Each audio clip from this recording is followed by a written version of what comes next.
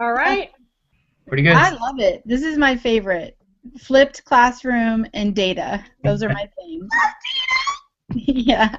I was gonna try and pull together some like data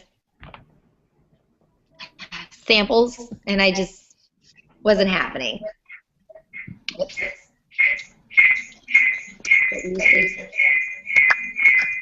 I'm muted. It sounds like something evil. So this is my buddy Sergio. He's in San Jose. Hi. Hey, Serge. And so anyway, he's just poking his head in with us. There you go. So he does tech stuff and is a ninja. So he's super cool. Anyway, come in. So, anyways, okay. So the week has been good. The assignments were good. Yes. Yeah, so far. Yeah. Okay. So the next module is spreadsheets, which is my specialty. Yay. And what I really love. And then I feel like Module 7 is kind of lame. I feel like it's kind of lame. So I'm wondering what you guys would feel about doing a 2-week extended spreadsheet module instead of, like, I don't know. What would you feel about that? Are we talking Google spreadsheets? Of course. Okay, then I'm in. Yes, me Do it. too. Yes. Drew, what's your vote? Yes. Oh, Yep. okay. Got it. Mhm. Okay. Yeah. Okay, good. So what I'm going to do then is I'm going to make up some different assignments and exclude some of the Module 7's, like make a mind map, Oh. an infographic, which are good, and I've got some good materials on it, but I don't know, it's just not as sexy as spreadsheets.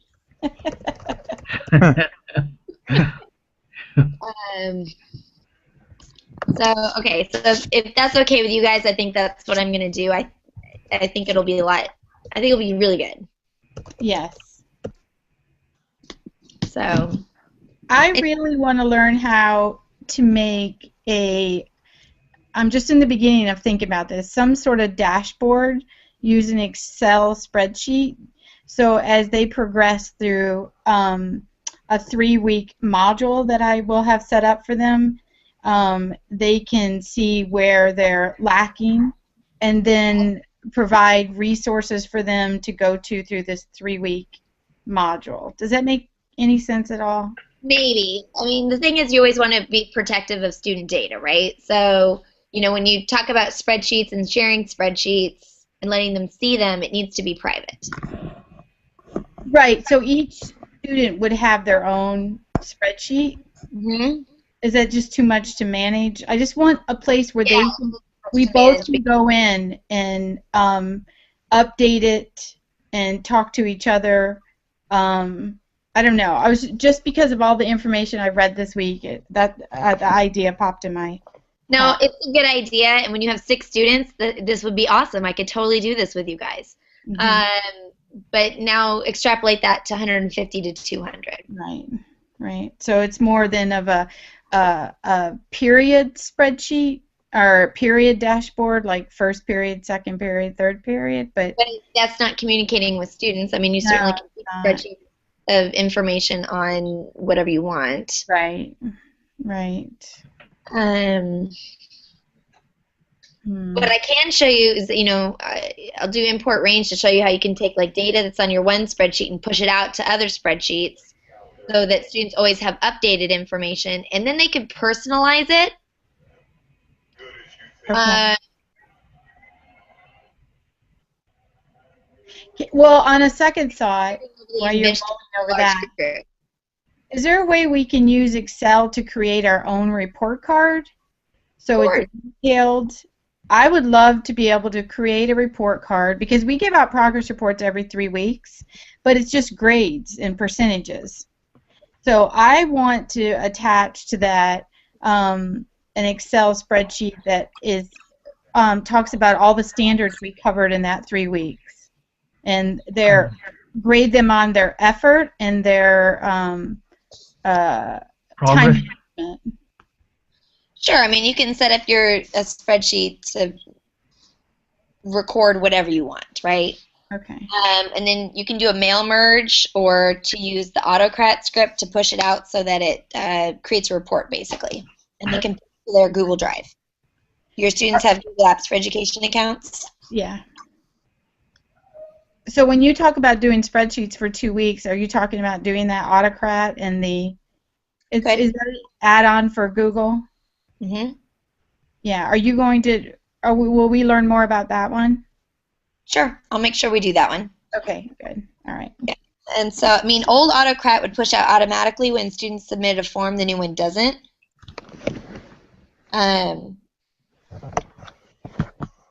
But that's okay. That doesn't bother me. So I can definitely, I mean, I could do spreadsheets forever. I love spreadsheets. I mean, it's just an opportunity that I could do, right? I clicked on Sergio's picture to say that he was hanging out here, and then I forgot to unclick on him, so it's been on him the whole time. Awesome. I'd like to pretend that I'm an expert at using Google products, but clearly I'm not. So anyway, I mean, there's so many cool things you can do with spreadsheets, and my thing is that I feel like that's not something anybody really teaches you guys. Like, you don't learn it in K-12, and they don't really teach it to you in college. But it's so useful in terms of organizing anything. Like, use it to organize your research, use it to organize student data, use it to make bathroom passes, whatever. Okay. I pretty much use spreadsheets for everything. Right now I'm using Google Form. So far I've got 50-something responses, and thank you for retweeting for me. I really appreciate that. It's been great, and I'm already pretty much ready to go, so it went quick. It went really quick doing it through social media. Yay! Yeah. So Gigi's really familiar with Google Forms. What about the rest of you guys? No, not really familiar. No. We use it at our school. I made a quiz on Google Forms. Okay. Good. We use it as far as form goes. You were talking about report cards, but we give surveys to our students so that we get our report card. And so I'm wanting to know customer service all the time. So we're able to ask questions on there, Likert scale questions. What are some things that could be improved for this next quarter? How much, on a scale of 1 to 5, give me my effort of helping you. I mean, all of those kinds of questions, and it has been pretty powerful. And our principal actually posts the results on our website so that teachers or parents can see, how we're doing. So it should be both ways. Yeah. So my question though is, should I cover make a Google form, or should just focus on the data you collect from a Google form? That part is what I like, is getting more information on what to do with the data. What about Google Forms? That would probably help out. Google Forms, and then the spreadsheet, how to pull all that off. Yeah, well, I mean, there's those two elements. Tony, do you know how to make a Google form? Do you need me to post? I could probably learn it on my own, because I like to do stuff. I was messing with it towards the end of the school year because we were using it for our unions to run surveys and stuff on us as teachers.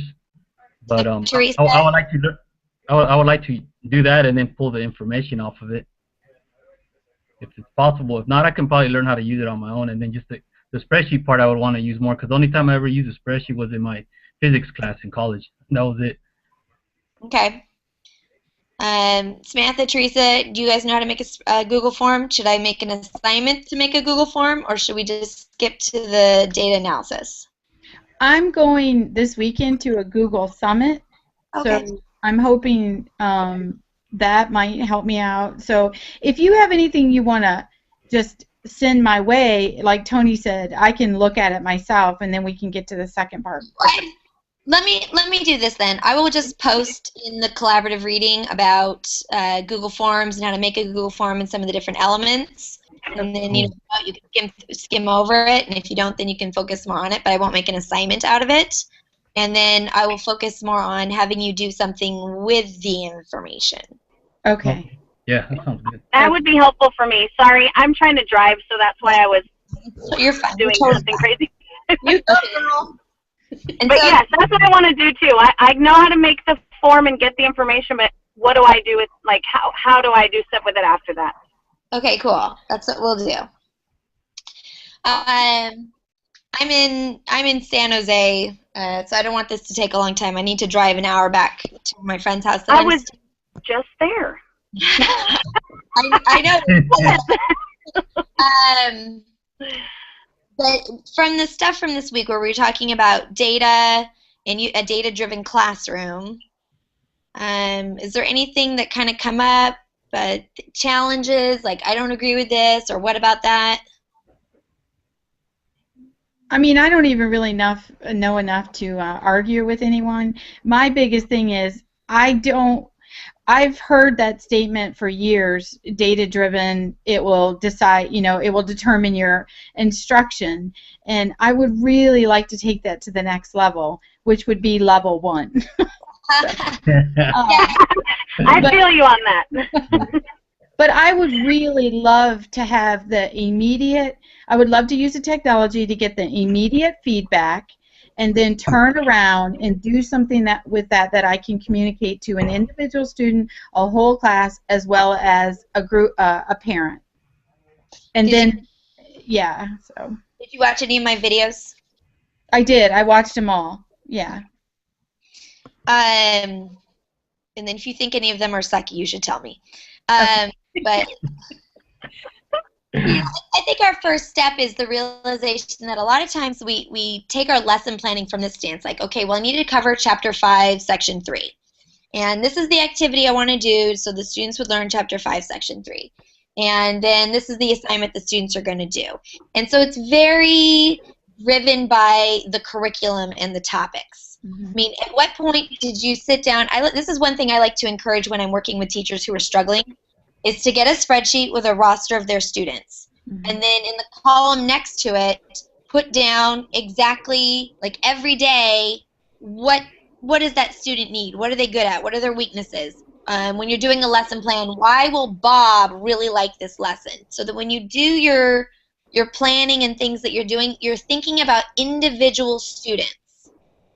And if you're going through the roster and you can't say, like, that kid got it, or that kid struggles and this is what he's struggling with, that should be a red flag to you that you need to go spend time with that kid the next day. Yeah. So I mean, that's one piece of data. I just generate it myself, right? I just make a list of the kids, and as I'm doing my lesson planning, as I'm reflecting on the end of my day, and I'm like, how did that lesson go? And I think about every kid individually. And you don't have to do every single kid, especially if you're a high school teacher, you kind of like choose some, but I would do it with the roster so you can see who you didn't do last time. But using that to make your decisions instead of just, I need to cover Chapter 5, right? I'm using my kids. You could use a short Google survey as your exit ticket for the kid to leave class. Yeah. I mean, we do that all the time. So you got 5 quick questions in math class, and it's not a problem that they have to fill or spend a lot of time on. It's just A, B, or C. What's the first step? A, B, or C. That kind of thing, and it'll give you an overall picture of who knows what. And they have to have buy-in. They have to be serious about it when they're answering, obviously. So you've got to do some prep with them first. But that's their exit ticket. Yeah, I agree. But I mean, the thing about that is you also want to consider, was your lesson even reaching that kid? I mean, it could just be an actual survey. Yeah, and did you feel like this lesson connected? I mean, anytime you're using Google Forms, you're using data, right? So you're collecting information, and then the question is, what do you do with that information? That's what makes it a data-driven classroom, is that you do something with that information, and you don't just be like, oh, the kids are so lazy.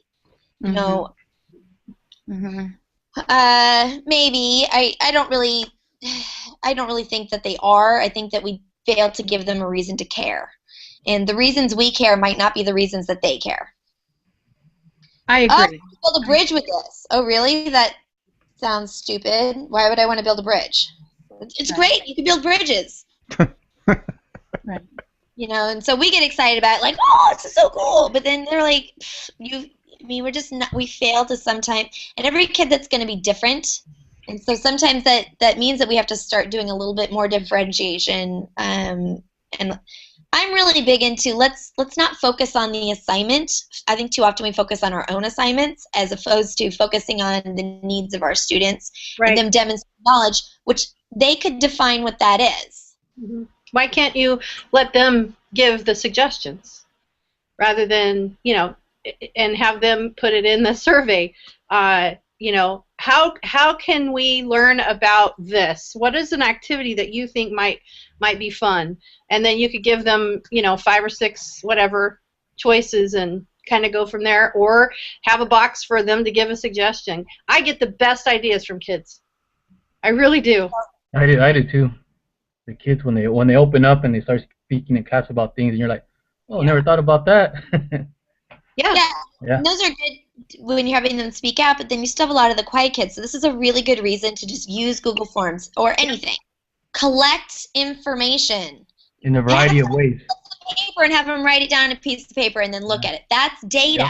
Yep. And you can use that so long as you look at that and you reflect, and you got to let your ego go. It's not about you. You were there for the kids. You got to let the ego go and say, okay, some of the kids said, I don't get it.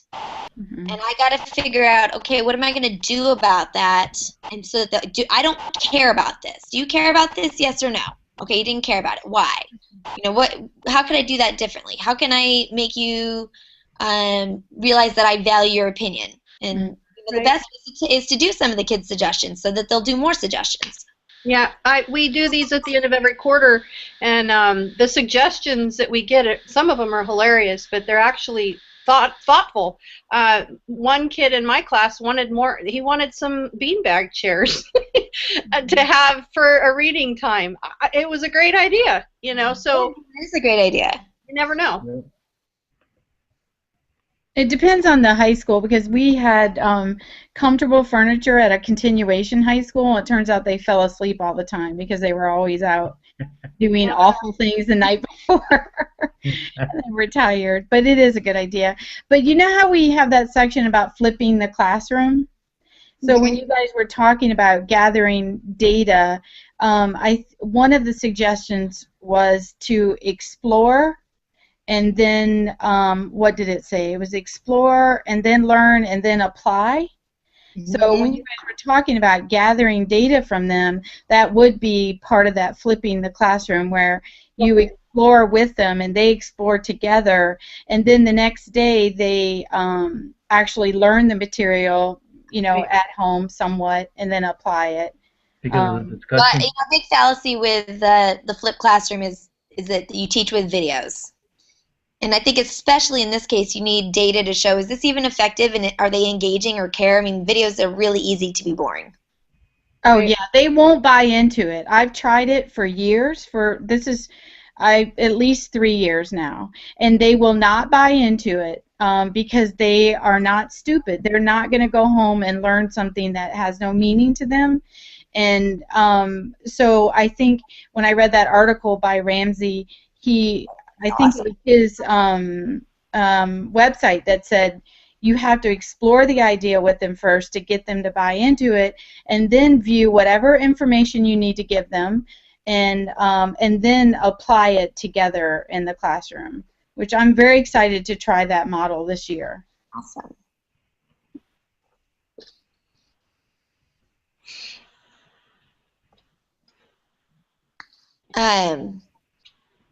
Well, it sounds like you guys were getting into the topics, and so the things that, you know, just want you to reflect on kind of moving forward is, as we're going into the spreadsheet unit, this is why it's the chaser for this, because the spreadsheets are a great way, in the Google Forms, although it doesn't have to be a Google Form, but, you know, I drink the Google Kool-Aid, are a great way for you to just constantly be getting that data, and it's always about the reflection that comes after it. The data itself is not meaningful unless you're willing to be honest about it and reflect on it and do something about it. Yeah. And so that's what makes you have a data-driven classroom, is that you actively seek out information and you do something with that information. Yeah. Okay. Sorry. It's a model for them too, that you're not just getting information and then throwing it away, because that's what we want them to do. If you don't respond to that information, they'll really quickly realize that the data that they're giving you is going down a black hole, and then they won't take it seriously. No, they won't. You're right. You're right. And just to give you a couple of ideas, it doesn't have to be a video. We do podcasts, just our voice. You know, and listen to this podcast and, you know, fill out this quick survey. They don't mind filling out surveys. They really don't.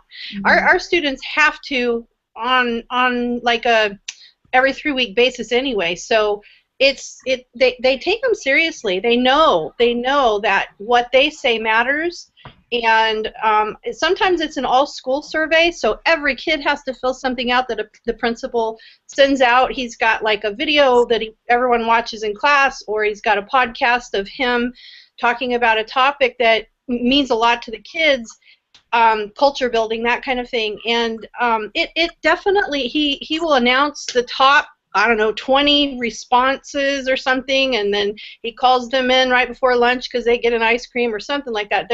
There's a little bit of a reward sometimes, doesn't always have to be, but it's that data is being used, and the teachers take that data and share it with parents as well. So it's, you know, a community thing. It's not just you and the students in the classroom.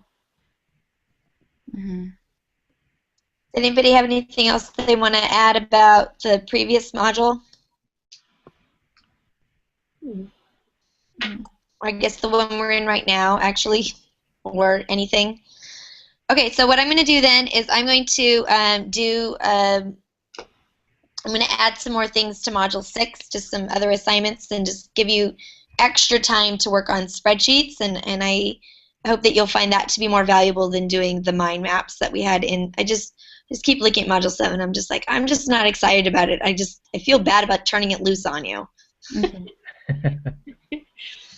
I hate busy work. I hate it. Yeah. So there are things I was supposed to include, but I'm just like, I'm just not feeling it. Okay. So if that's okay, you know, I don't want to peer pressure anybody here, but if that's okay with you guys, then that's what we'll do. Yeah. So let me, I'm going to stop the broadcast.